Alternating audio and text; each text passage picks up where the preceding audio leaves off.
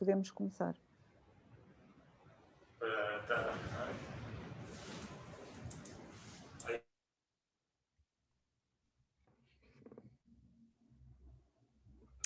Bom, então, muito boa tarde a todos. E queria também felicitar o Congresso, o terceiro Congresso Internacional de História Agrária, que tem corrido muitíssimo bem com todas estas sessões simultâneas e sessões plenárias via Zoom. Nós vamos apresentar aqui, a nossa sessão está diretamente relacionada com o nosso projeto, o Aqua. Portanto, são 5 membros do projeto Aqua que vêm aqui apresentar o trabalho que realizámos até agora relativo ao sistema hidráulico do Convento de Cristo em Tomar. Vamos então, temos esta sequência em que eu vou apresentar o sistema hidráulico no século XVI, portanto, como um dos mais sofisticados, se não o mais sofisticado sistema hidráulico do século XVI em Portugal.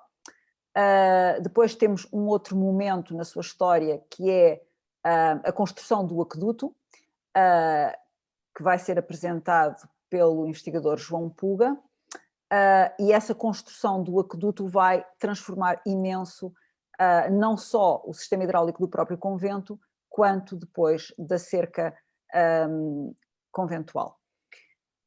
Portanto, precisamente por causa dessas transformações, vamos depois abordar o impacto que o aqueduto teve, sobretudo no regadio, e que vai ser apresentado pelo professor Desidério Batista.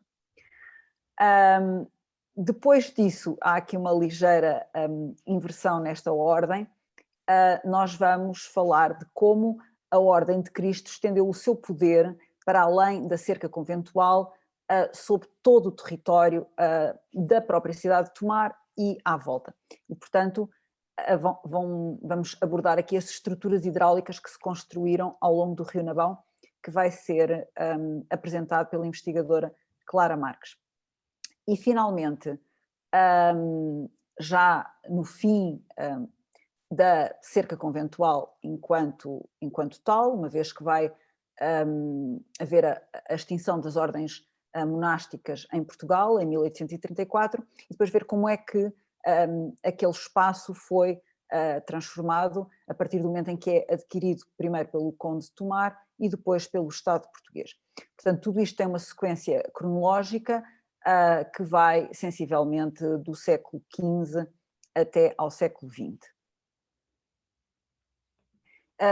Queria também dizer que, como nós os 5 trabalhamos juntos e produzimos um artigo em que conta toda esta história, vamos também apresentar isto assim sequencialmente e, portanto, sem interrupção de PowerPoints, temos um único PowerPoint que conta toda esta história. Portanto, é na verdade um trabalho de equipa e todos juntos estamos a contar a história do sistema hidráulico do Convento de Cristo de Tomar. Tomar e depois, enfim, como se estende para além disso. Portanto, para quem não conhece, aqui está o Convento de Cristo em Tomar, que é realmente um dos locais mais importantes de Portugal desde o século XII. E é desde o século XII porque esta zona aqui, esta parte do edifício circular, a charola, foi construída pelos templários, portanto, que ali se instalaram uma vez que Dom Afonso Henriques lhes concedeu esta área e disse precisamente para eles não só a povoarem, portanto, e dinamizarem, mas também que garantissem a sua fronteira, a sua defesa, não é? Face aos mouros. Portanto, os templários são famosíssimos como cruzados na Europa. Depois disso, eles têm uma história problemática, que quando deixaram de ter esta função militar, passaram, devido a todos os contactos que tinham desde a Península Ibérica até ao Médio Oriente, passaram um pouco a servir como intermediários de operações financeiras. Bom, isto levou a que a ordem fosse riquíssima e, consequentemente, levou a que suscitasse muita cobiça. E, nomeadamente, muitos problemas, sobretudo com o rei de França. O rei de França, bom, arquitetou uma tal intriga que levou a que o Papa extinguisse a Ordem dos Templários. Após esta extinção da Ordem dos Templários, o rei de Portugal, portanto, e que foram acusados de todos os crimes e mais alguns, bem, 99% tudo inventado, em todos os outros países, exceto na França, foi tudo dado, todas estas acusações, como não provadas, e portanto basicamente não deu em nada. Em França foram todos condenados a auto de fé. E então nos outros países que não França, todos tentaram, enfim, não só não matar os cavaleiros, como também, enfim, dar, digamos, que uma refuncionalização a esta ordem. Foi o que aconteceu em Portugal. Dom Dinis acabou por, bom, depois de algumas vicissitudes, transformar a Ordem dos Templários na Ordem de Cristo. Ora, a Ordem de Cristo, e portanto, isto é só para mostrar como esta ordem é importantíssima, este local é importantíssimo desde sempre, desde o século XII, que está relacionado com os reis de Portugal. Foi Dom Afonso Henriques que deu este território aos Templários. Depois dos Templários, que já era, portanto, uma ordem riquíssima e com imenso poder, e muito próxima da coroa, vai tornar-se a Ordem de Cristo, mas, enfim, todo esse poder só se vê aumentado. É sempre uma ordem que está muito ligada à coroa, e de tal maneira que depois, a partir de uma certa altura, vai ter que ser sempre um membro da Casa Real que se torna o grão-mestre da Ordem de Cristo. E é, digamos que esse momento muito importante da história centra-se à volta da figura do infante Dom Henrique. A partir depois do infante Dom Henrique, bom, serão outros reis, outros membros da família real, isso inclusive monarcas, e o infante Dom Henrique vai depois, precisamente porque ele também é uma das figuras proeminentes dos descobrimentos, vai, portanto, fazer, digamos, este casamento entre o estatuto e o poder que a Ordem de Cristo lhe dá e os próprios descobrimentos, nomeadamente através do financiamento que a Ordem de Cristo vai proporcionar às descobertas e às várias atividades que têm que ser planeadas para depois se terem obtido os resultados que se tiveram no século XVI, ou, bom, no reinado de Dom Manuel I. Ora bem, isto é o interior da charola, aqui já com pinturas do século XVI. E aqui esta imagem, uma iluminura também do século XVI, mostra como seria a charola, como seria, portanto, é uma das visões mais antigas, uma das fontes iconográficas mais antigas, que nos permite ver o convento ainda só com a charola e também ocupado, portanto, com a tal vila intramuros, não é? Que será uma parcela da área depois da cerca conventual, onde irá estar o Laranjal, bem, porque depois há toda uma história de caminho para a clausura, que foi tentada por Dom Manuel I, pelos vistos não teve sucesso, porque Dom João III vem logo a seguir e tem que fazer uma nova reforma da ordem e impor de novo a clausura. Portanto, isto só mostra que a de Dom Manuel I não foi completamente cumprida. E tudo isto vai levar a que o convento e a cerca sejam autossustentáveis. Portanto, porque ele passa a ser uma só unidade em que toda a vida dos monges se centra naqueles domínios. Ora, aqui estão os estatutos dos Cavaleiros da Ordem de Cristo. Bom, enfim, isto é só para mostrar as múltiplas fontes de que nós nos socorremos, tanto iconográficas quanto documentais. E passamos agora para... vou passar agora a palavra ao meu colega Desidério Batista, que nos vai falar das condições geográficas onde se vai implementar o Convento de Cristo, depois desta, digamos, primeira introdução histórica, só para chamar a atenção da importância do lugar. Passa a palavra. Muito bem, obrigado, Ana. De facto, antes de entrarmos com detalhe na organização e no programa, quer arquitetónico, quer no programa hidráulico associado à cerca, importa perceber como é que as características biofísicas vão condicionar a ocupação e a organização do território, sendo que elas acabam por justificar algumas das opções que vão ser tomadas no âmbito do processo histórico de formação socioespacial, que acaba por ser centrado no desenvolvimento do assentamento defensivo ou religioso, mas também urbano, nomeadamente no que diz respeito à gestão da água e à produção agrícola. Portanto, neste breve enquadramento geográfico e paisagístico, importa referir que o território de Tomar se integra na unidade de paisagem do maciço calcário Coimbra-Tomar, na transição para uma outra unidade de paisagem, as colinas do Ribatejo, caracterizando-se por relevos pouco acidentados, de baixa altitude, entre os 200 e os 400 metros, predominantemente calcários.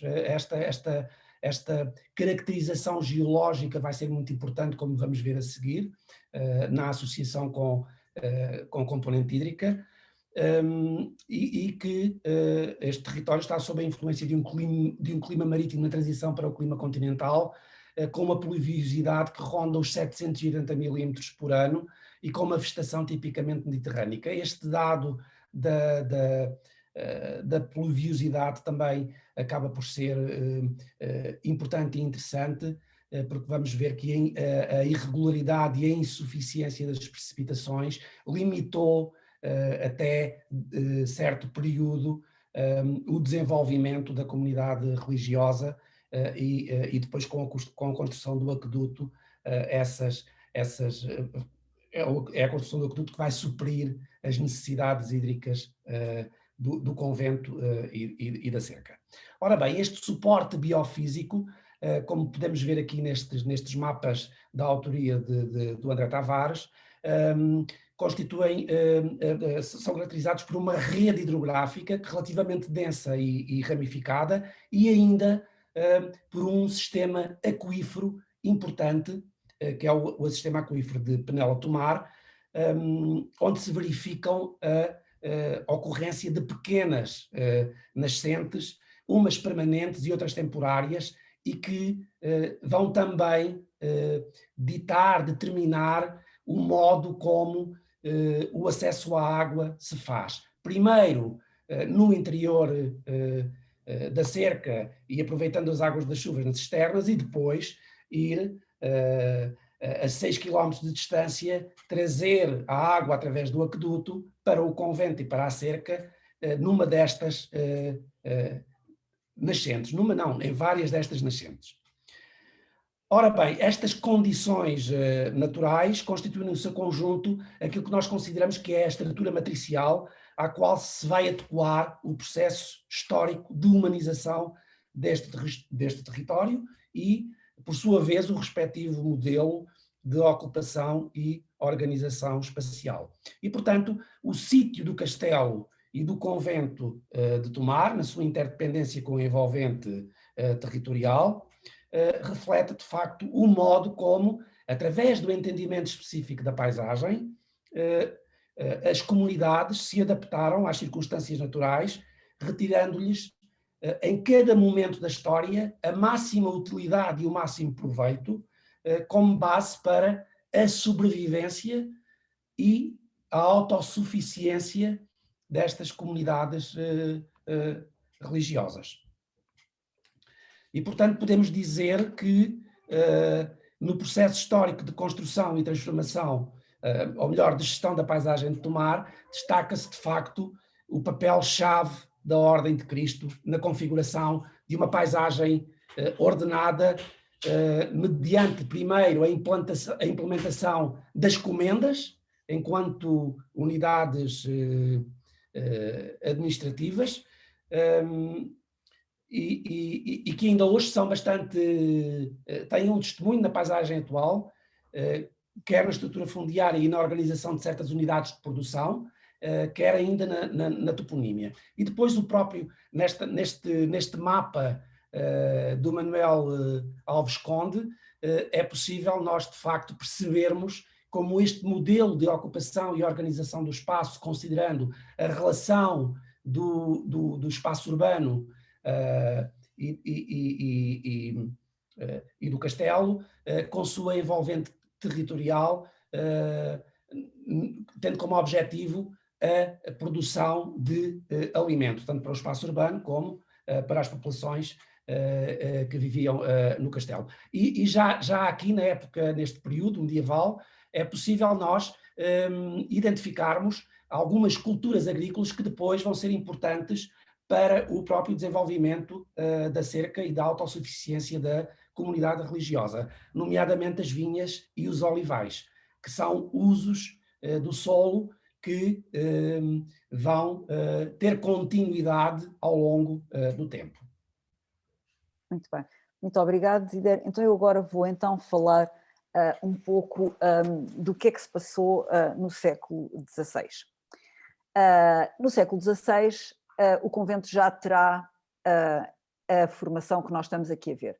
Portanto, todos estes claustros foram construídos entre 1420 e o final do século XVI. O primeiro terá sido o claustro dos cemitérios. Isto é só para mostrar que a importância, se isto foi importante no tempo dos templários, torna-se ainda mais importante no século XV e XVI. Portanto, é a ordem a que está ligada à coroa, aos reis de Portugal e, sobretudo, a partir de, sobretudo com o infante Dom Henrique e com Dom João III, enquanto Dom Manuel, apesar de ter aqui algumas obras, mas está, a sua grande obra é o Mosteiro dos Jerónimos, e portanto ele canaliza toda a sua energia e rendimentos, investimento para o Mosteiro dos Jerónimos. Com Dom João III há uma mudança, ele sai de Lisboa, aliás, abandona um pouco as obras de seu pai e vem fazer, entomar as grandes obras. E como é nessa altura que chega o pleno Renascimento a Portugal, é aqui em Tomar que nós vamos encontrar as obras maiores do Renascimento em Portugal, e isso significa que aqui estão a trabalhar os melhores arquitetos e também os melhores mestres de obras, engenheiros. E, portanto, o primeiro, eu podia ter falado ali na planta, mas, bom, nós temos aqui, em primeiro lugar, o claustro do cemitério, claustro das lavagens, depois vamos ter aqui o claustro grande, aqui o claustro da Micha, e depois aqui o claustro da hospedaria e o claustro da Micha é este, claustro da hospedaria, claustro grande e claustro dos corvos. Bom, aqui temos o claustro dos cemitérios, que foi o primeiro a ser construído, portanto, ainda no tempo do Dom Infante Dom Henrique, e claro, a função é indicada pelo próprio título e que tem a ver com a necessidade de sepultar os mortos cavaleiros da Ordem de Cristo, que havia o hábito de o fazer ou no interior das igrejas ou precisamente nos espaços que lhes estão adjacentes, os espaços mais sagrados, e depois da igreja, num convento ou num mosteiro, o espaço mais sagrado é o do claustro. E, portanto, aqui temos um claustro especificamente dedicado a esta função, mas onde nós já vemos que aparecem tanto canteiros quanto poços. Portanto, em todos os claustros nós vamos encontrar ou poços ou cisternas, mostrando a necessidade de, em cada lugar, conseguir uma fonte de água. Não? Depois temos o claustro das lavagens, mais uma vez, para suprir uma necessidade básica, sendo que sabemos que no primeiro andar funcionava uma escola. Mais uma vez, aqui temos poços sempre a pontuar cada um destes locais. Depois temos o claustro da Micha. O claustro da Micha tinha uma função muito importante, e por isso é que nós sabemos que ele fica sempre encostado ao muro, porque o claustro da Micha era onde a Micha era uma broazinha, e portanto era aqui que se cozinhava esta tal broa que depois os monges davam aos pobres, e portanto precisamente isto tem que ter uma porta de comunicação, uma janela de comunicação com o exterior para precisamente fazer essas ofrendas. Ora bem, agora temos aqui aquela que é talvez a imagem mais famosa do Convento de Cristo em Tomar, que é da janela manuelina, e que precisamente marca o início das obras de Dom Manuel. É a altura em que João de Castilho deixa as obras do Mosteiro dos Jerónimos e vem trabalhar para Tomar, e aqui vai construir uma série de claustros, faz esta janela, mas depois tem o claustro da hospedaria, faz todos os claustros, inclusive o claustro grande, só que esse claustro grande vai ser tapado depois pela obra maior de Diogo Torralva. E, portanto, no claustro da hospedaria era precisamente para receber monges que viessem de outros locais e, enfim, poderiam ficar aqui, inclusive o rei. O rei também poderia ter acesso, apesar de estarmos já numa fase de clausura. Aqui está um sinal da cisterna que existia por baixo deste claustro, portanto, cisternas magníficas e de enorme área. E aqui temos o claustro grande, é um claustro que o Diogo Torralva, portanto, João de Castilho e Diogo Torralva são os maiores arquitetos do Renascimento em Portugal. E este claustro, logo em 1589, portanto, ainda no próprio século em que foi construído, foi considerado por um espanhol, o Jerónimo Román, que andou, enfim, a viajar e escreveu República del Mundo, e escreveu que este seria o mais belo claustro da Espanha. E é plenamente renascentista, portanto, isto é tratadística pura. Isto é mais só para dar a ideia da importância e dos atores que aqui estavam a trabalhar. Esta fonte não é bem da altura do Diogo Torralva, porque esta fonte só irá ser construída depois das obras do aqueduto. De qualquer maneira, nós já vimos a água em cada um destes claustros, não é? Só faltava precisamente no claustro grande. Ora bem, os livros que são utilizados para construir todo este edificado são o Vitrúvio, as Medidas del Romano e o Il Terzo Libro de Sebastiano Serlo, Medidas del Romano de Diego Sagredo, portanto, um espanhol, mas que é editado em Lisboa, é publicado aqui em Lisboa. Estes livros não só vão dar estas formas do Renascimento, mas, por exemplo, o do Vitrúvio tem todos os métodos construtivos, inclusive aqueles que serão também úteis para os mestres de obra e, portanto, mais os que têm uma função mais de engenheiro. Ora bem, estas indicações que se encontram por todo o edificado vão nos permitir não só saber por onde passam os canos, mas, sobretudo, auferir sobre a sofisticação deste sistema hidráulico. O sistema era de tal maneira, quer dizer, foi construído com um tal investimento, não só pela sua dimensão, mas também pela qualidade dos profissionais que aqui estavam envolvidos, que por todo o lado, tanto aqui como vamos ver no aqueduto, já está prevista a hipótese de fazer reparação. E para fazermos essas obras, as reparações do futuro, são construídas logo de raiz indicações não só sobre o local onde passam os canos, como também depois todo um canal que será só para as pessoas caminharem ao longo do aqueduto, só para poder fazer as reparações, como já se vai ver a seguir. Ora, este foi considerado já no final do século XV o mais sofisticado sistema de esgotos que existe num convento europeu. E foi precisamente porque já nessa altura havia a canalização no interior do convento, e isto é raríssimo em Lisboa. Portanto, em Lisboa sabe-se que agora, que enfim, a canalização não é toda só do século XIX, quer dizer, havia algumas partes de Lisboa que tinham canalização. Há sistemas de água canalizada, como por exemplo a zona do Paço da Ribeira, haveria algumas zonas importantes onde tinham esses sistemas. De qualquer maneira, raríssimo. E depois seriam realmente nos conventos onde nós tínhamos estes sistemas mais sofisticados, portanto, numa época mais recuada.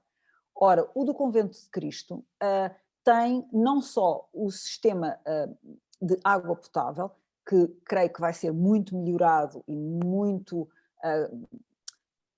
quer dizer, vai ficar mais, vai se intensificar depois da construção do aqueduto, mas na verdade é que no século XV a questão dos esgotos já estava em funcionamento e, portanto, já tinham maneira de canalizar todas as águas cinzentas para o claustro das Necessárias, onde havia um tratamento para as águas que permitia que fossem reutilizadas. Aquilo que se fala imenso agora de reutilizar para alguns usos as águas cinzentas é uma coisa que acontecia no Convento de Cristo no final do século XV. E para onde é que estas águas cinzentas vão ser reutilizadas? Vai ser precisamente para a horta. Portanto, elas são tipo, tratadas e depois vão ser canalizadas para a horta. E, portanto, nós aqui temos já a cerca conventual, que foi construída precisamente numa segunda fase da clausura, que vai ser a reforma da ordem,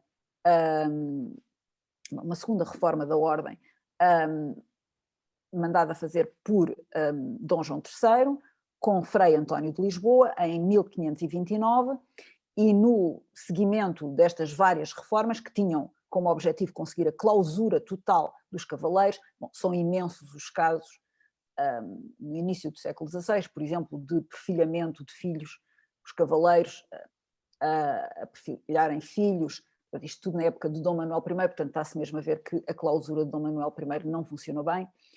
Há imensos documentos disto na Torre do Tombo. Portanto, Dom João III vai ter que fazer uma nova reforma e agora ele prevê mesmo ter a clausura total. Essa clausura total implica não só o núcleo central, mas sim também de todos os terrenos da cerca conventual. E, portanto, isto implica a expulsão total dos leigos, que já tinha começado, com a construção da cerca, e agora vai-se então também melhorar e multiplicar as formas de regadio da cerca. E nós já temos aqui isto divididos, portanto, estes mapas todos são realizados pela Clara, que está aqui na nossa equipa e que é bolseira do Aqua, e que nos permitem precisamente visualizar todas estas fases e também quais eram as principais áreas de cultivo da cerca, onde nós sabemos que dominavam os olivais. E aqui estaria a Horta dos Frades, que era de onde vinha a água do Claustro das Necessidades.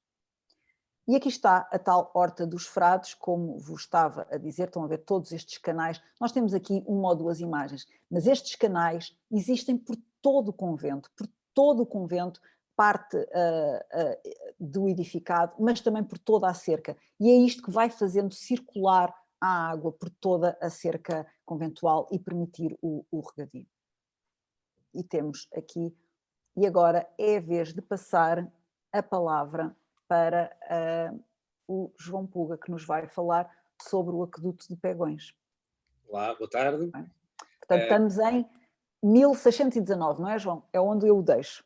Exatamente. Um bocadinho antes. Sim, eu vou fazer, lo voy a intentar hacerlo, la presentación en castellano, no en portuñol. Lo voy a empezar por la cronología del acueducto que comienza al 22 de enero de 1584, durante el reinado de Don Felipe I, bajo la dirección del arquitecto del reino Felipe Terzi, que había sucedido a Francisco López, y desde 1597 a Pero Fernández de Torres, arquitecto del convento y autor del dibujo de la fuente del claustro de los Filipes. Su construcción, con la realización de grandes contratos y la adjudicación de servicios a carpinteros, herreros y otras profesiones relacionados con su construcción, se prolongará hasta el año de 1619. ¿Se puede pasar a la próxima slide, por favor? Ok. Estos son algunas de las características de lo acueducto.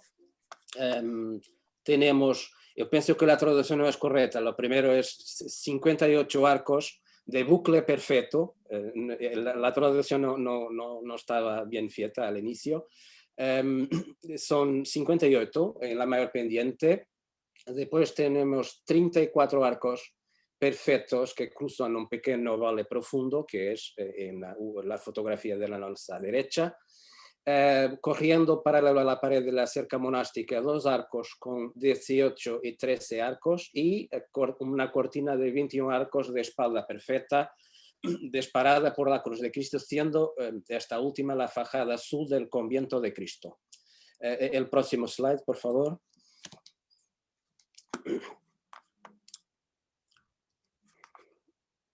Okay, estos son algunos puntos de la cronología de la construcción del acueducto. Al año de 1595 tenemos indicios del inicio de la obra del acueducto.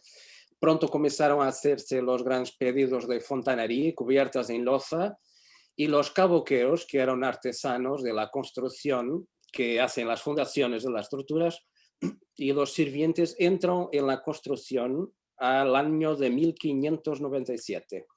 Entre 1595 y 1600 también hubo grandes adquisiciones de diversos materiales de construcción, incluyendo piedra, arcilla y cal. La realización de las arcas de las fuentes, de los mananciales y edificios, se hace referencia en el 28 de octubre de 1595 y se extiende hasta el año 1600, donde se destacan los nombres de los albañiles Salvador Jorge y Pedro Antunes.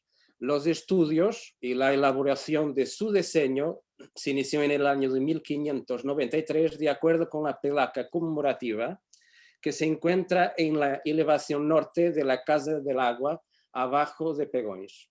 Las casas de agua se ejecutan en 1600 y en el año siguiente se realizan pequeños trabajos, por ejemplo, la colocación de herrajes en las puertas, construcción de secciones aéreas y el acabado de los vanos de acceso en el interior de los edificios. En 1614 el acueducto llega al interior de la cerca conventual y en 1617 se añaden los tramos superficiales y aéreos a la fachada sur del convento, con la conexión a la tubería que formaban parte de la fuente del claustro de los Felipes, diseñada por Pedro Fernández. Aunque el funcionamiento de esta estructura comenzó a funcionar en 1613, su inauguración oficial tuvo lugar a 1 de octubre de 1619 con la presencia de Don Felipe II de Portugal. Lo siguiente, por favor. Gracias. Esta monumental estructura hidráulica que conduce, tiene que cargar, gracias. Esta monumental estructura hidráulica que se conduce las aguas a lo largo de un curso de 6.223 metros, tiene su origen en el manancial del Cano, a una altitud de 153,43 metros, descendiendo por su recorrido unos 28,28 metros en el punto de intersección con la cubierta del convento de Cristo, a una cota de 127,15 metros. Estos diferenciales de cota, con un nivel de pendiente entre 0,2 y 1,5%, permiten así un excelente funcionamiento. Lo siguiente, por favor.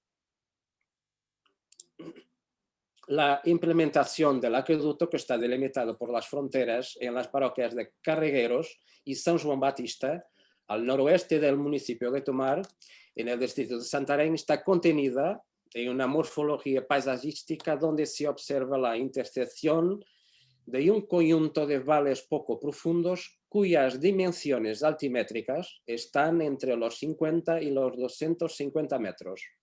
En esta representación virtual del territorio donde se ubica el acueducto se identifica fácilmente la presencia de un pequeño valle que habría sido un desafío en su momento y cuya solución pasaría por la construcción de un acueducto aéreo en un sistema de arcadas que haría posible superar este obstáculo. Puede ¿Puede cargar, profesora? Ok, lo próximo. Gracias. Al observar los perfiles topográficos del área de implementación del conjunto monumental del acueducto, se ve fácilmente que la desviación de la línea de tierra constituiría un gran desafío técnico para la preparación de la ruta y la elección de soluciones constructivas que permitan una buena conductibilidad hidráulica en un recorrido que supera los 6 kilómetros. Los caudales más altos se producen en las zonas de primavera donde los pendientes son mayores. En las zonas donde ubican los manantiales, la pendiente es más acentuada, produciendo un mayor caudal atenuado en zonas con un 0,2% de pendiente. La excepción está en la zona anterior al manantial La Puerta del Hierro, que aunque presenta su extensión lineal el valor medio de pendiente de 0,6%, tiene en su primer tramo aéreo la mayor pendiente, con un 6,5%, referida a la transición de la cota de 145 a 135 metros, ganando 10 metros de altitud en 153 metros lineares de superficie y conducta aérea. Lo siguiente, por favor. Todo el conjunto interactúa con el funcionamiento del agua del territorio circundante. Su estructura prevé zonas de paso de líneas de agua que los valles que atraviesa, así como vías de comunicación terrestres para personas y ganado. Este tramo aéreo, a 1065 metros de distancia en conducta desde el nacimiento del Cano, es el primero en registrar la imponente construcción de este acueducto en el territorio. Las secciones de superficie corresponden a 66,3% de todo el conjunto, equivalente a 4.127 metros, dividido por 15 tramos de longitud variada, con su mayor sección de 738,74 metros de largo y la más pequeña de 12 metros.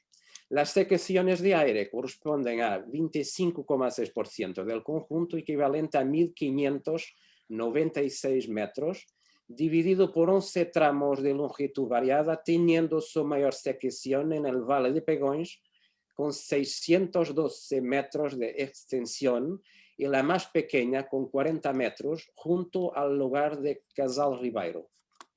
La próxima, por favor.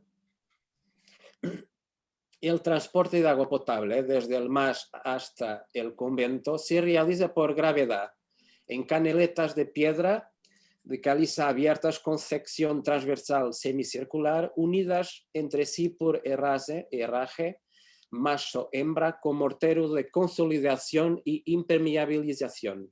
Este sistema recibe una fuerte o incluso total influencia de los sistemas hidráulicos de la ingeniería romana en la forma en que se describen en el capítulo 8 del libro de Vitruvio sobre arquitectura. Esta influencia se revela en el diseño de la disposición que presenta el acueducto en los tramos superficiales, en los que la conducta sigue las curvas de nivel de terreno, secciones de aire, siempre que encuentra valles profundos, o por tramos enterrados en zonas donde las curvas ya no alcanzan altas dimensiones. En el encuentro de este equilibrio que se limita el trazado, dando lugar a variaciones en la forma de la calera, o rectilínea o curva, adaptándose la sinuosidad del trazado junto con los conductos y galerías. Ahora estamos a ver los varios manantiales de agua, que son 4. Empezamos por lo manantial de Locano y Udapipa, que son manantiales de captación por infiltración de líneas de agua. Y después tenemos la naciente do Cualagado, que gana este nombre por causa del acceso a la manantial de agua. Y por fin tenemos la naciente de la Porta del Hierro, Porta de Ferro, que gana también este nombre por la característica del acceso, de la puerta de acceso a la estructura. La próxima, por favor. Tenemos después la adopción del sistema hidráulico que comienza en la fuente del Cano y que hace el transporte de agua en canaleta, al principio dentro del edificio y después en galería enterrada.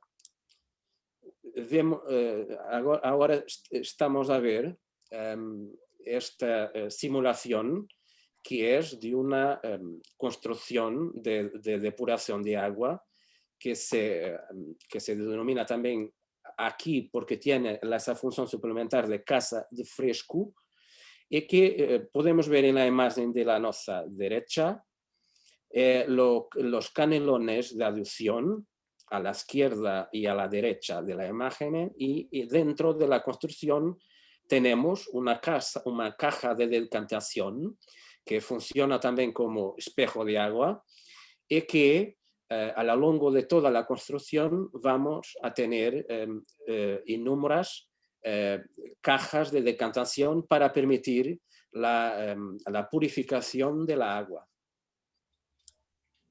La próxima, por favor. La particularidad de este edificio, esto es una perspectiva aérea de esta reconstrucción tridimensional, es que desde su función técnica como espacio de depuración de agua a través de su decantación, surge una función más contemplativa, un espacio recreativo que puede ser utilizado por quien pasa por los pasos. La última, por favor. Esto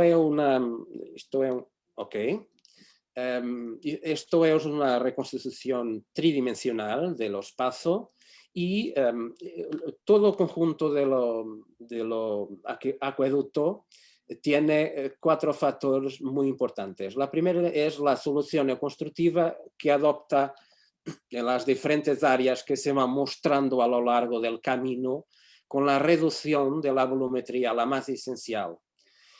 Segundo, un ajuste depurado de pendientes que por lo tanto ajustará los caudales de los 4 puntos de captación y una pendiente común de 0,2% en los primeros tramos del acueducto. En tercero, las secciones de las canaletas que se calcularon con precisión a lo largo de todo el recorrido que contribuirá a la estabilización de los caudales hidráulicos hacia el convento. Y por fin, la purificación del agua, con el fin de permitir el consumo humano de calidad de agua, con el sistema de aducción que contiene un gran número de puntos de purificación de agua, de cajas de decantación y tanques. Gracias. No paso. Muito bem, obrigada. Está tudo, não é? Está. Muito bem. Obrigado. Então agora, stop sharing. Vou então partilhar o próximo, certo?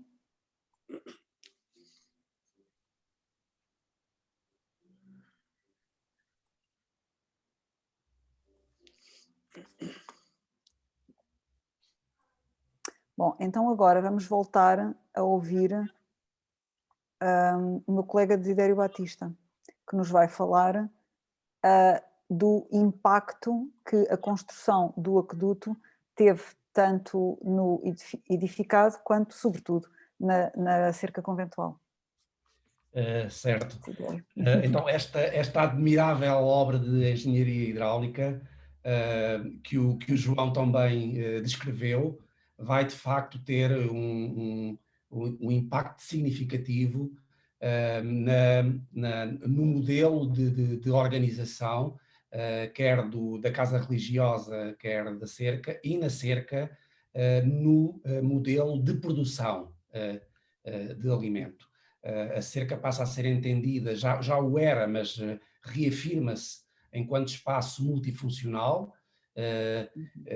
que o João também de certa forma associou à casa de fresco, porque para além daquela função primordial de decantação e de purificação da água, também era um espaço de contemplação. Na cerca isso vai ser muito evidente, a multifuncionalidade do espaço vai ganhar uma expressão que o aqueduto, de facto, vai fazer notar-se a uma outra escala, a uma outra dimensão. Então, o aqueduto vai entrar na cerca do convento, na mãe de água, ao lado do Cadeiral del Rei, da Cadeira del Rei. Essa mãe de água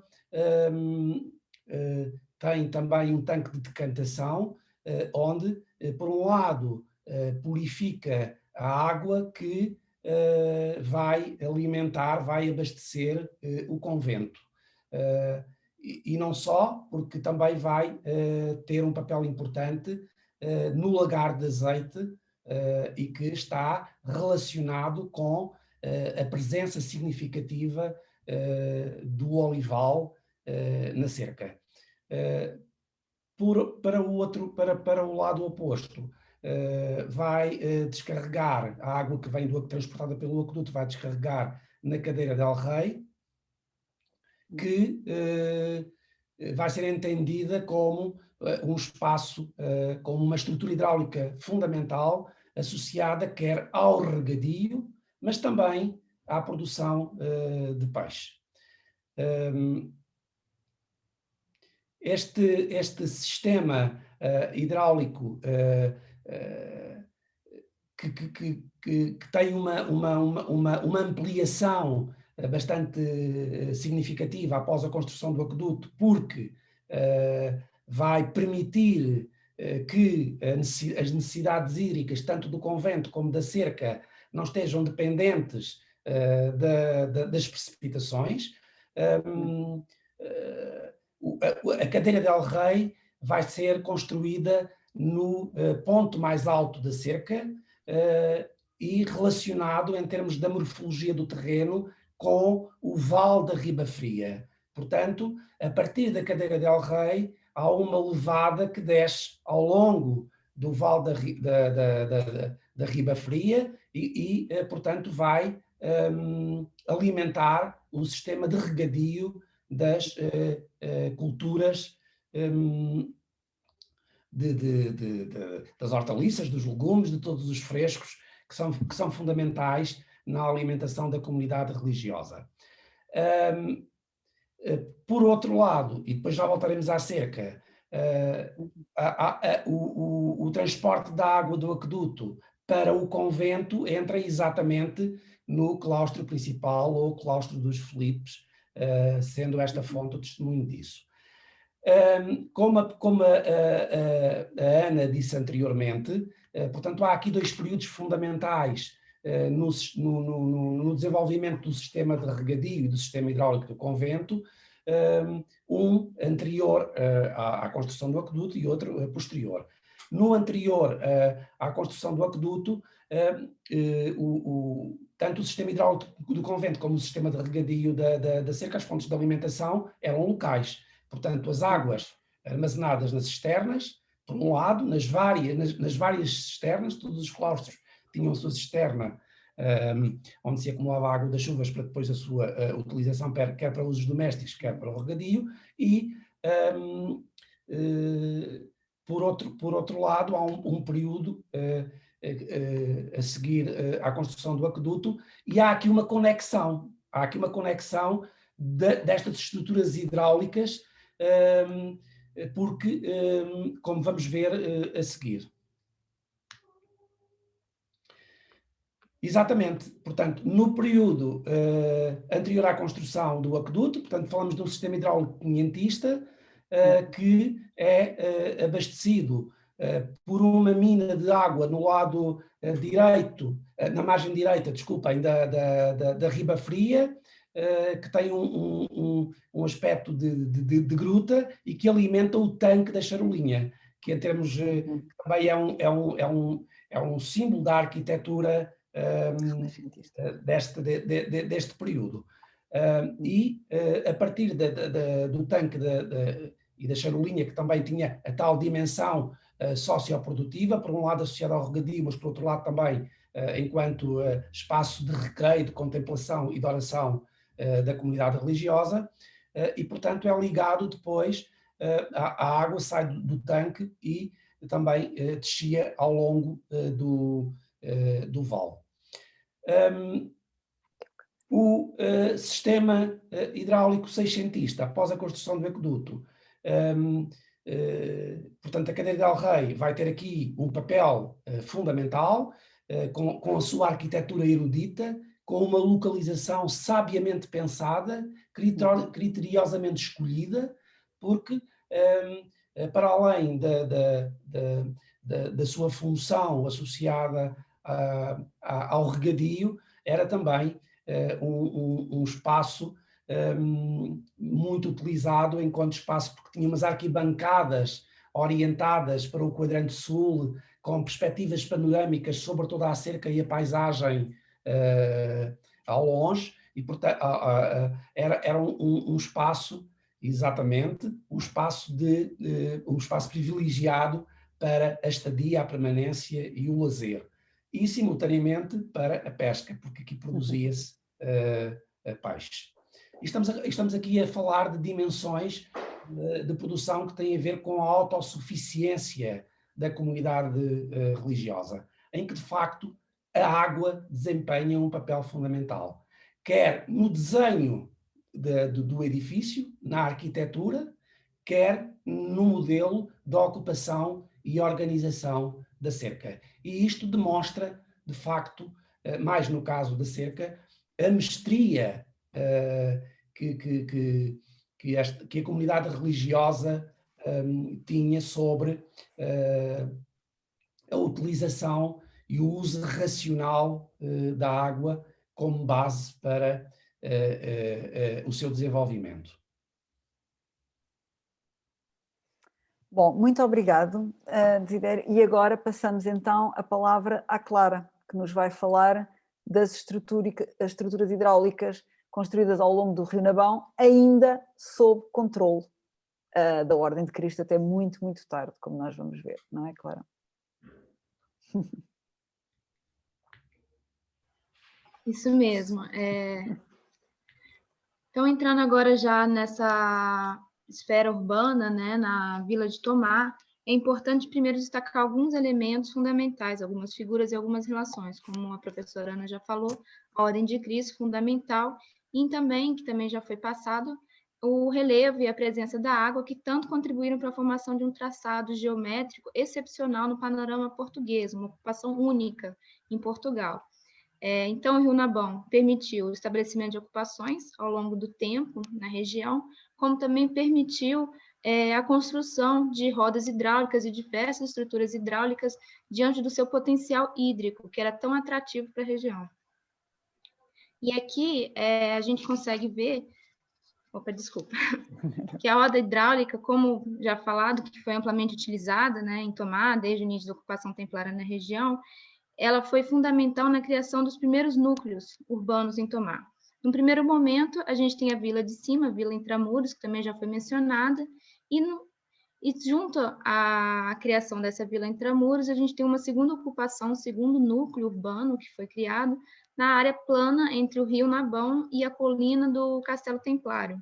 E nesse segundo núcleo, a gente tem duas divisões. Uma ocupação que surge exatamente ao pé dessa colina do castelo, e uma segunda que surge junto às estruturas hidráulicas que foram construídas no pé do rio pelos templários, logo no início da ocupação de Tomar.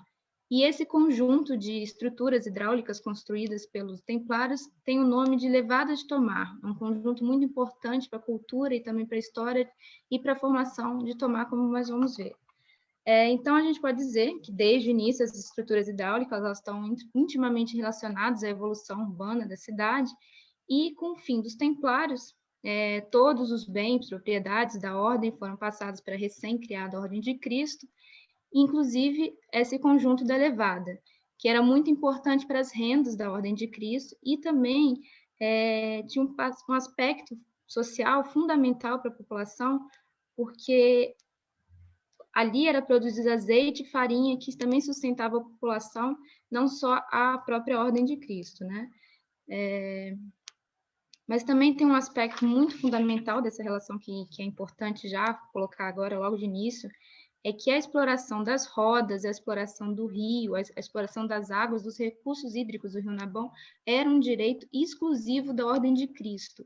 E aí isso colocou a Ordem num papel de domínio sobre o território que, sem comparações, ela ditava as regras de desenvolvimento para o local, desenvolvimento industrial também, como vamos ver pela frente, e também criou uma dependência muito forte da população sobre a Ordem de Cristo, uma vez que a população não tinha o poder, não podia construir nenhum tipo de estrutura hidráulica ao longo do Rio Nabão. Então, a produção de farinha, azeite, realmente de moinhos e lagares movidos por essas rodas hidráulicas era um dever e um direito exclusivo da Ordem, por isso a população era extremamente dependente, né? E esse direito, ele é reforçado em 1510 com o novo foral de Tomar, por Dom Manuel, e esse direito vai ser constantemente relembrado pela Ordem de Cristo em diversas disputas sobre o território. E aqui é o açude dos Frades, que é o açude que movia as rodas do conjunto da Levada, e ao fundo, já no postal e também na segunda imagem, a Ilha do Molchão, que abriga a roda do Molchão, que eu também vou falar um pouco mais frente, que é um símbolo da cidade. Atualmente é uma herança, uma lembrança constante dos tempos áureos de Tomar e da Ordem de Cristo no território. Bom, então, os primeiros lagares foram criados pelos templários, mas ao longo do tempo, diversos mestres da ordem e também reis de Portugal, os monarcas, a família, a coroa vai construir novos lagares, novos moinhos, aperfeiçoar o canal que levava a água do açude dos Frades a essas estruturas, pois era muito importante para as rendas da Ordem de Cristo, como já foi falado, né? Permaneceu sob o controle da Ordem de Cristo até o fim das ordens religiosas em Portugal, no século XIX, e abrigou diversos usos depois disso, inclusive estacionamento, garagem de carro, mas também surgiram indústrias que ocuparam esses lagares, diante também do potencial hídrico, que continua sendo um atrativo mesmo depois do fim das ordens religiosas, e hoje, diante dessa importância cultural e da formação de Tomar, né, hoje é um complexo cultural e museu também.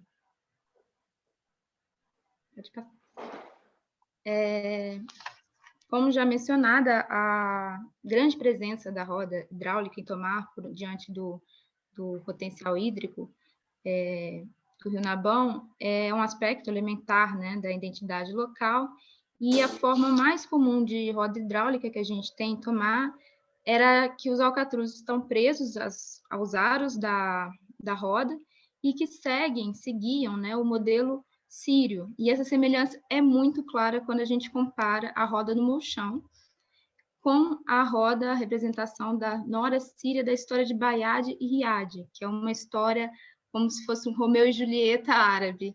E essa roda é representada e a gente percebe o modelo idêntico, né, na verdade. E, então, diversos autores também defendem que era a versão mais comum, não só representada pela roda do Molchão, mas era também a versão mais comum de roda encontrada em Tomar, e era uma roda, nesse caso, utilizada para rega. E aqui mais algumas fotos dessa roda do Molchão, e agora nesses postais, demonstrando a presença da roda hidráulica de rega, diferente da levada, que era uma roda de produção, né, de energia, em diversos pontos do Rio Nabão, e que a gente também consegue ver, né, com essas rodas nos postais, a semelhança com o modelo sírio.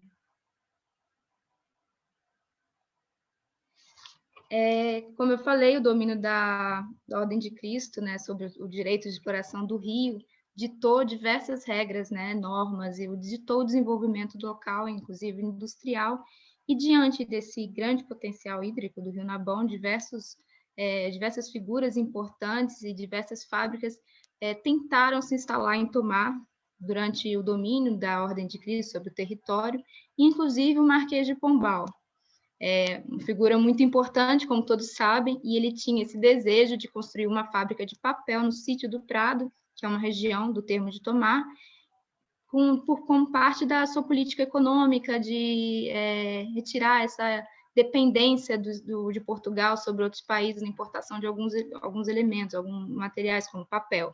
Então, ele fez esse pedido de construir essa fábrica, e mesmo assim, mesmo com a relação próxima do Marquês de Pombal com a coroa, essa fábrica não foi construída, a Ordem de Cristo foi contra essa construção, e a gente vai ver na análise de outros documentos que isso se repetia constantemente, com exceção de pouquíssimas fábricas ou pouquíssimos requerimentos que foram atendidos.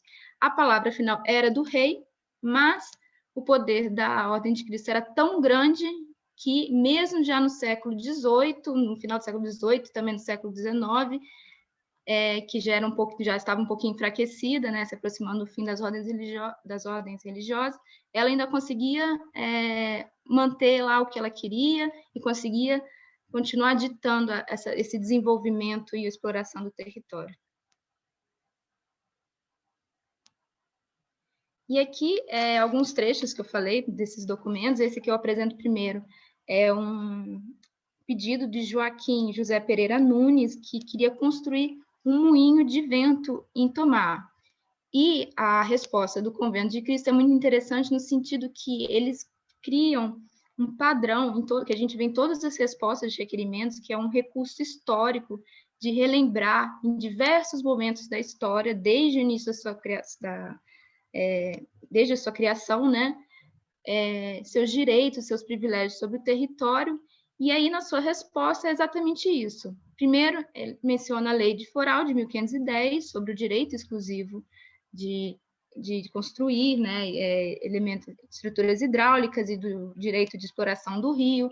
Inclusive, menciona que a população de Tomar tinha direito apenas de construir engenhos que eram movidos por bestas ou braços, ou seja, era apenas isso que era mencionado nesse documento, nessa lei, e por conta de que o documento não possuía nenhuma menção a moinhos de vento, eles falam que o pedido desse requerente era contra a lei e que, por isso, não poderia ser realizado. Então, a Ordem de Cristo ela sempre busca uma forma de utilizar esse recurso histórico, essas lembranças, para afirmar o seu poder e colocar as suas vontades, né, em prática. E, inclusive, é interessante que eles falam que, em um dos trechos desse documento, que o rio Nabão era repleto, existiam muitos engenhos, muitas rodas hidráulicas que serviam ao público e que eram abundantes, não faltava nada ao público. Então, não havia necessidade de particulares construírem nenhum tipo de engenho além do que a ordem possuía. Pode passar, por favor. Nesse segundo documento, mostra outro direito da Ordem de Cristo em relação ao rio Nabão, que era o direito de repartição das águas para a alimentação das rodas hidráulicas em Tomar. A Ordem de Cristo era a única parte que poderia construir, né, essas estruturas em Tomar, mas elas também arrendavam essas estruturas para alguns particulares, e esses particulares, a população, fez uma reclamação em 1807, o documento anterior era de 1801. Em 1807, reclamam que não havia farinha suficiente, nem pão suficiente em Tomar, por conta da repartição errada dessas águas do Nabão, em que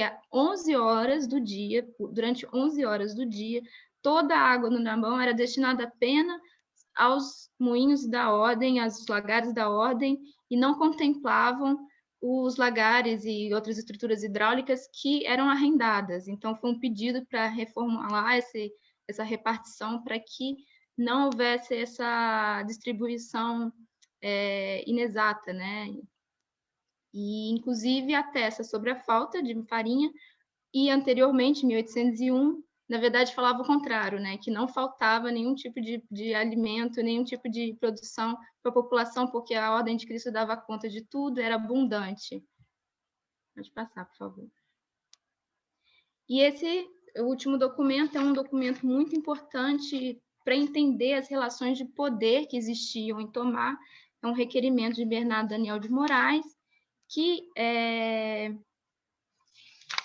que contém uma série de documentos importantes e contém uma resposta da Ordem de Cristo de cerca de 10, 15 páginas só relatando fatos históricos contra o pedido de Bernardo Daniel de Moraes. E o pedido de Bernardo Daniel de Moraes era o mesmo de Marquês de Pombal, que era construir uma fábrica de papel no sítio do Prado, e para isso ele queria utilizar o açude do Prado, e também o edifício da antiga fábrica de ferrarias, que era uma fábrica que já não tinha utilidade, já estava parada há muitos anos, eram ruínas, e ele queria utilizar essas estruturas. E a resposta do convento é muito simples, na verdade. Depois de relatar, de novo, a Lei do Foral, também o início na sua criação, quando todos os bens da Ordem do Templo, né, os templários, foram para eles, inclusive o sítio do Prado, que era uma terra do convento, e eles falam que, apesar de que esse edifício da Fábrica das Ferrarias não eram deles, as águas eram. Simples assim. Então, a fábrica não poderia funcionar sendo que as águas eram deles, né? E eles acreditam, né? Na verdade, foi a resposta deles, né? De que a água que existia nesse açude, a água também do rio, nessa região, não seria suficiente para a rega das terras no sítio do Prado e para o funcionamento da fábrica, assim também como o funcionamento da Real Fábrica de Fiação de Tomar, que foi uma das poucas que foi construída antes do fim das ordens religiosas, era muito importante para o país, e por conta da grande cheia no final do século XVIII, o açude dessa fábrica estava destruído, e depois foi reconstruído, hoje em dia é um patrimônio da cidade. Eles também estavam utilizando essas águas, então eles decidem que realmente não tem condições para sustentar todos esses usos ao mesmo tempo, e no final eles decidem que, como falei, insustentável, e que também não era o desejo do público, porque tinha medo de realmente faltar água, e tinham medo também da poluição que poderia gerar nas águas do Rio Nabão. Então já tinha um pouquinho dessa preocupação, ou pelo menos era afirmada essa preocupação por parte dos freires, né?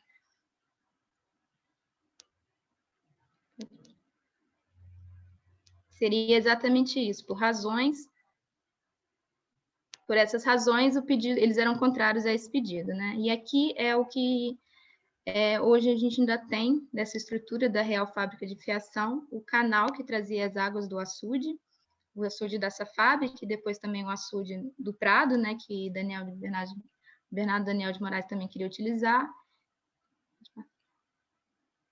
E aqui, a partir de todas essas informações que a gente levantou, da existência dessas estruturas e da evolução da cidade, é a localização de alguns desses elementos fundamentais na evolução da cidade: a Roda do Molchão, a Açude do Molchão, a Açude dos Frades, o Conjunto da Levada, a Real Fábrica de Fiação, e esses são os elementos que permanecem até hoje, inclusive o Lagar da Cerca, lá em cima no mapa, que permanecem até hoje dentro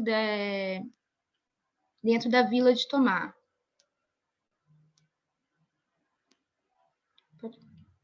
E fora da vila, na região, no termo, surgem depois do fim das ordens religiosas diversas outras fábricas, inclusive no sítio do Prado surge uma fábrica de papel também, a Companhia de Papel do Prado, que vai juntar diferentes fábricas de papéis em uma só. A fábrica de papel de Sobreirinho, de Cavaleiros, e é interessante que a gente vê alguns núcleos urbanos também surgindo junto a essas fábricas. E aqui também a mesma coisa com a fábrica de papel de Marianaia e da Matrena.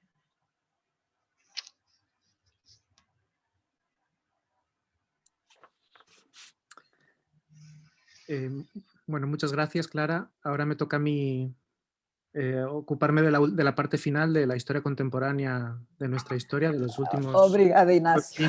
Desculpa, agora passo a palavra ao Inácio, peço imensa desculpa, tive algum tempo ali à procura do som. Obrigada, Clara, está muito bem. Agora começamos, já estamos no século XIX, em força. Inácio, voy a ser quizás el más breve de todos, porque ya quizás hemos dejado la etapa gloriosa de la historia de Tomar, y como hemos visto a finales del siglo XVIII, teníamos unos monjes que eran los dueños de las mejores tierras, del viento, del agua, de las energías, de casi todo. Y como podemos imaginar, había mucha gente que no estaba contenta con esta situación, y con el siglo XIX llega un nuevo grupo social que serán los liberales, como se les conoce en Portugal. Y, y- y todo el primer tercio del siglo XIX ya vemos claros gestos de descontento con los privilegios de los monjes y de las monjas en Portugal. Quizás uno de los mejores ejemplos son las crónicas de un viajero inglés, William Beckford, que visita el monasterio de Alcobaça en varios momentos, y sus crónicas son muy interesantes para ver hasta qué punto había poca vida religiosa y había mucho lujo en un convento de estos importantes de Portugal. Entre tanto, en 1789 sucede algo en Europa llamado Revolución Francesa, que también es como un ataque contra este tipo de privilegios, y 45 años más tarde, de alguna manera, una parte de esta revolución llega a Portugal, porque en mayo de 1834 sucede una cosa muy interesante y muy paralela también a la historia española, que será la desamortización eclesiástica. Y es interesante también porque entre los políticos que tuvo influencia en la desamortización portuguesa había un señor español llamado Mendizábal, que primero asesoró al gobierno portugués en 1834 y, unos meses después, cuando fue ministro en España, aplicó casi el mismo modelo de desamortización. Y con Mendizábal y con la desamortización portuguesa sucede que en mayo de 1838 todo lo que era el antiguo convento del Cristo, incluidas la cerca y la parte agrícola que rodeaba de una manera más cercana al convento, es vendida en subasta pública por 5.000 reis, que era la moneda del momento. ¿Y quién compra el convento? Lo compra un joven diputado, todavía poco conocido pero muy ambicioso, llamado Antonio Costa Cabral. En 1838 casi nadie conocía todavía a Costa Cabral, pero él consigue comprar una de las propiedades eclesiásticas más emblemáticas de Portugal, y poco después va a suceder que Costa Cabral también va a tener una relación muy próxima con la reina María y va a conseguir diversos cargos muy importantes, desde ministro, primer ministro, etcétera, etcétera, etcétera. Entonces, durante 100 años, la que había sido una finca de los monjes va a pasar a ser una finca particular, comprada por una de las grandes familias de la política nacional, la familia Costa Cabral, y durante 3 generaciones, durante casi un siglo, una propiedad agrícola que tenía una posición muy central en la ciudad de Tomar va a ser una finca privada, de una familia privada, y desgraciadamente en los 2 últimos años no han sido el mejor de los momentos para intentar consultar los papeles del archivo Costa Cabral, que están en los archivos nacionales en Lisboa, en Tombo, pero hemos intentado buscar otras fuentes de información para ver qué pasaba con la cerca en los 100 años de gestión familiar. Una de las fuentes más interesantes que hemos encontrado es una colección de fotografías de principios del siglo XX, de Leintão Bárcia, en que de alguna manera podemos ver cómo la finca quizás destaca por la importancia del olival, como quizás el uso agrario prioritario tiene pinta de que fue la producción de aceite de oliva. Sabemos también que dentro del convento se instala un lagar muy moderno y como de alguna manera parece que el agua deja de ser el asunto más importante, porque vemos que hay otras especies agrícolas como el olival, que son casi de secano, que pasan a tener quizás el protagonismo mayor de los usos agroforestales de la finca del convento. Entonces hemos encontrado varias imágenes en que podemos también contemplar como otra pequeña parte de los espacios próximos del convento son jardines para el disfrute de la familia. Se sabe que la familia recibió a la familia real en varios momentos en la casa de Tomar, que de alguna manera para ellos era como una casa de reposo y una casa de verano.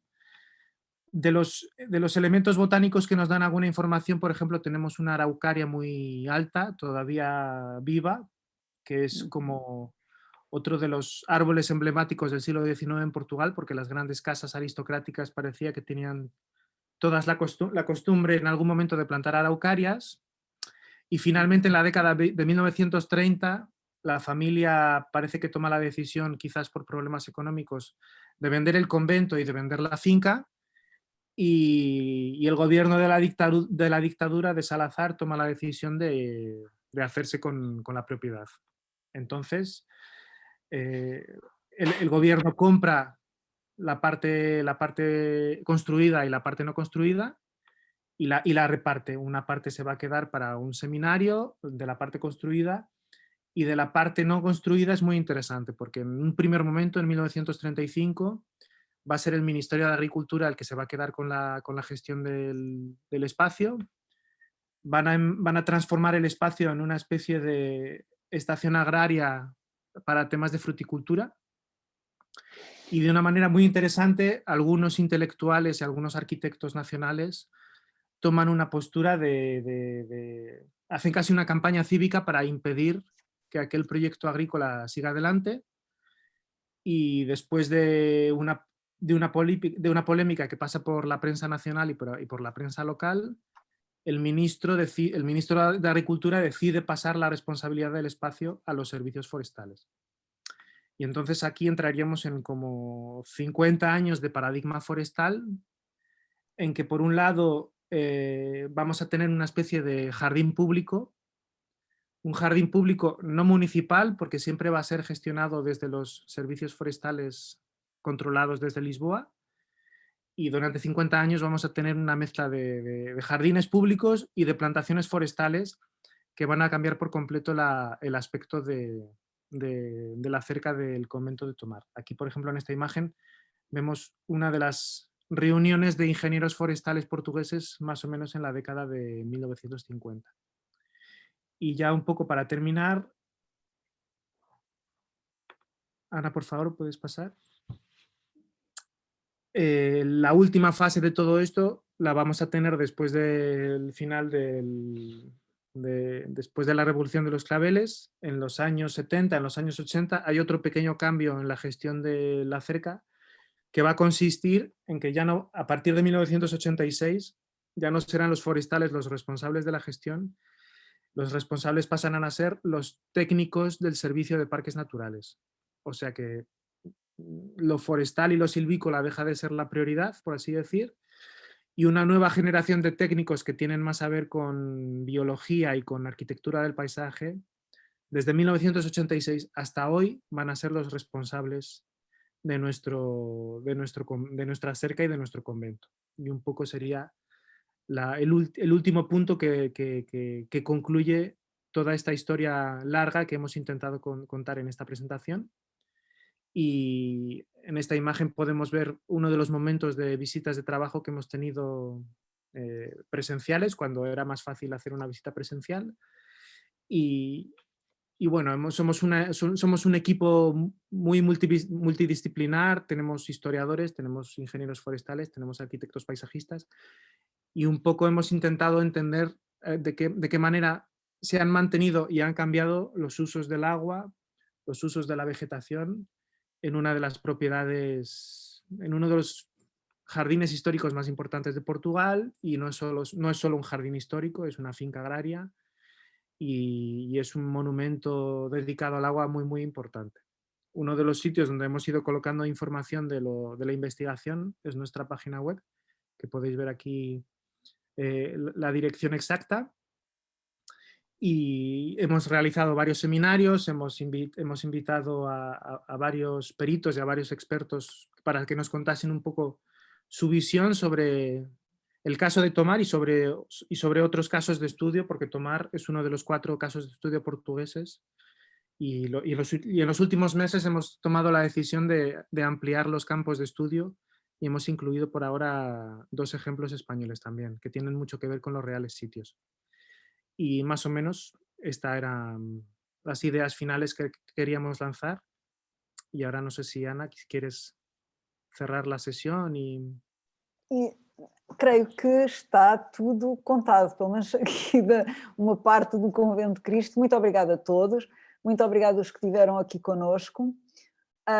E se tiverem alguma pergunta, agora estamos à disposição.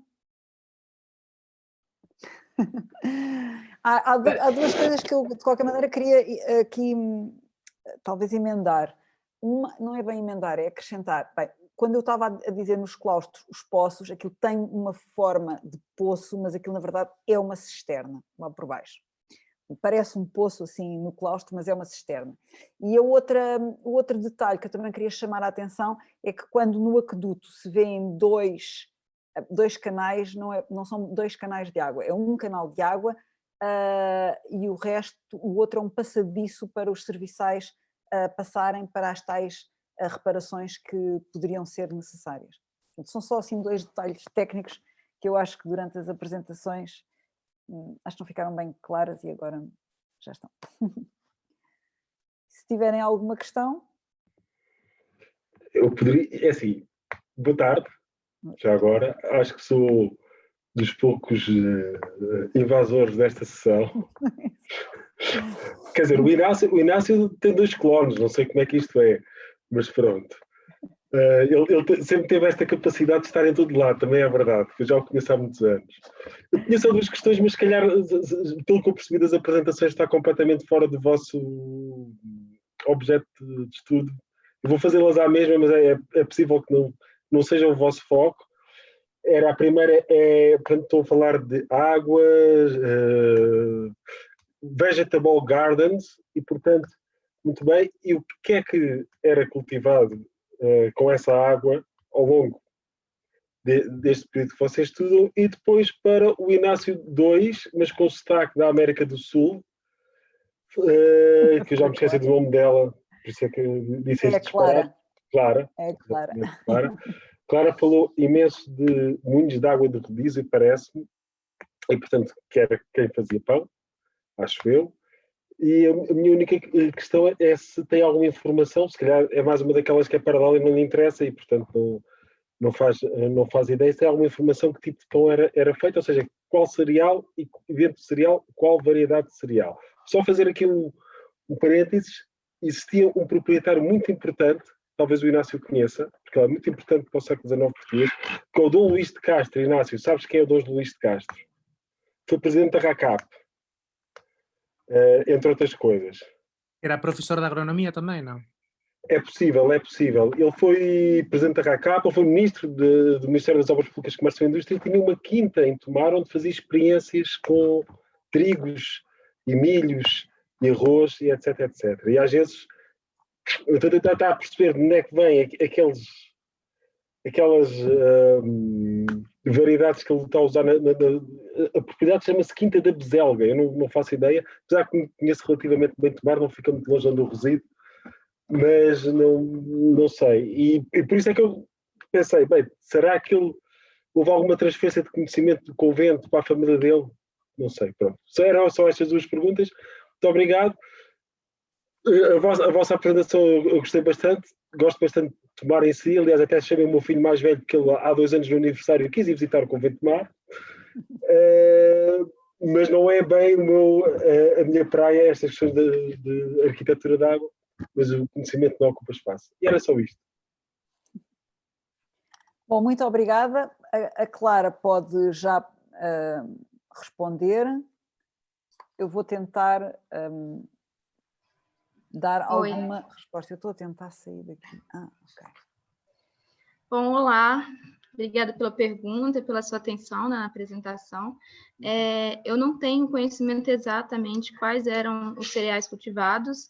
Eu sei que existiam alguns cultivos também na região, na parte urbana, na Vila de Baixo, de Tomar, mas não tenho conhecimento quais exatamente.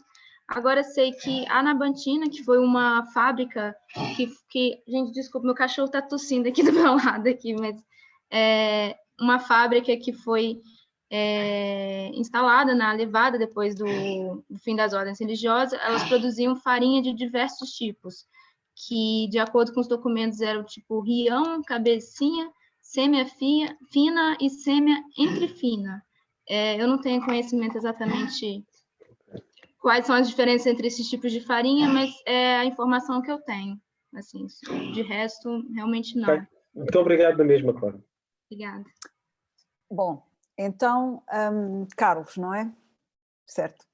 Então é o seguinte, nós não temos porque provavelmente não fomos à procura, não é? Não temos eu sei que vocês conseguem identificar ou estão a tentar identificar a variedade, não é? Do trigo, do milho. Ora bem, para já é num outro período onde o nome em latim há de aparecer já em vários documentos, não é? O que na Idade Moderna, no período onde nós estamos, não sei se apareceriam aqui os nomes assim tão especificamente. De qualquer maneira, de uma forma mais geral, conseguimos dizer-lhe aquilo que o Convento de Cristo andou a agregar através de doações.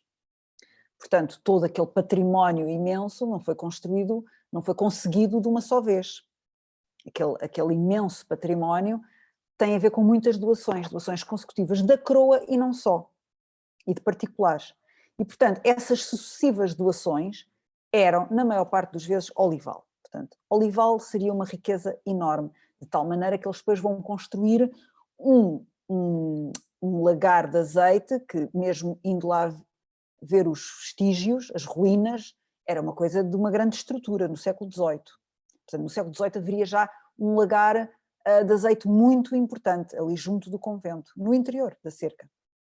Portanto, o olival e a produção de azeite deve ser o número 1, portanto, predominava. Depois temos também laranjais, de tal maneira que, por exemplo, sabemos que aquele casario intramuros é naquela zona que havia depois, quer dizer, quando há a primeira reforma e os leigos são expulsos, o laranjal vai se estabelecer naquela zona. Portanto, e depois sabemos também da vinha. A vinha também entra aqui. Portanto, estas seriam os cultivos dominantes. Estas seriam as produções dominantes. Mas os olivais é contínuo. As doações de olivais, laranjal. Depois também há hortas, também há notícias de hortas. Horta é de certeza, normalmente os conventos tinham todos horta. Claro, tudo é autossustentável. Claro. Eu só estou a tentar dizer o património, o domínio, não é? A propriedade, o acrescento de propriedade tem a ver com doações de olival, de laranjal. Mas depois o que nós conseguimos, a informação muito antiga, vai neste sentido, o olival, o laranjal, tal, muitos olivais, mas, por exemplo, mesmo hortas, no século XVI há informação. Ok. Já agora, só para esclarecer, nós a documentação da época moderna era muito boa que já viesse classificada com as classificações, mas não vai. Portanto, não temos a vida muito facilitada. Eu agora consegui apanhar umas coisas do século XVII, mas é uma pesca à linha, não uma pesca de arrastão. E tenho dado precisamente a olhar para mosteiros, por esse caráter de serem grandes proprietários fundiários, de receberem rendas em géneros, e às vezes no meio dos géneros dizem que o trigo tal ou o trigo X, e é isto. Pronto, olha, muito obrigado na mesma, e da minha parte, boa tarde. Olha. Então, boa tarde, muito obrigada a todos. Carlos, eu estava a pensar, infelizmente para tomar não tinha como Alcobaça dia na natividade, não a fazer pouco a historia da terra e a fazer também a história dos traballos agrícolas do mosteiro. Então, uma pessoa que se calhar já estudou muito Alcobaça e que talvez deve ter feito alguma coisa sobre tomar é o António Maduro. Não sei se vocês já falaram com ele. Não, mas vou contar. António Maduro agora é professor em Leiria e ele tem feito pouco de trabalho sobre as variedades de frutas do mosteiro de Alcobaça, as antigas, e pronto, e se calhar fala também de outras plantas, eu calculo que sim. E é verdade que é moito posterior, mas aqueles inquéritos que nós conhecemos de 1953... Eu já ouvi tomar. Pronto, é verdade que é moito depois, mas de alguma maneira eu calculo que aquelas tradições e aquelas culturas não devem ter mudado moito entre 1800 e 1950. Sim, mas variedades um bocadinho já, porque já é depois das primeiras... Se fores ao nosso painel da APES, depois vês, porque já é depois das primeiras introduções a sério e da primeira, entre aspas, biotecnologia feita até pelo Estado. Como sabes, e bem, que eu sei que sabes, até porque já lá tivemos, por exemplo, a estação de melhoramento de plantas para o trigo era ali do início do século XX. E, portanto, quando chegamos aos anos 50, os trigos que eu apanho nos anos 50, por exemplo, aqui em Ponte Sorque, que eu conheço bem o território, já não tem nada a ver com os trigos que apanho, quer dizer, alguns ainda são os mesmos, mas o leque é muito maior do que aqueles que apanho no final ou no meados do século XIX. Aí já há um bocadinho de diferença. Pois. Mas pronto, não vos ocupo mais o tempo, porque isto é uma conversa paralela e que nós podemos ter um destes dias, quando nos encontrarmos. Exato. Então, muito obrigada a todos e damos por encerrada a sessão. Não sei se a Elisa ou o Zoe querem mesmo fechar. Não. Eu acho que elas não costumam estar, porque elas estão a fazer isto em vários ao mesmo tempo. Exato, é só se houver algum problema técnico. Exatamente. Então, muito boa tarde a todos e muito obrigada. Obrigada.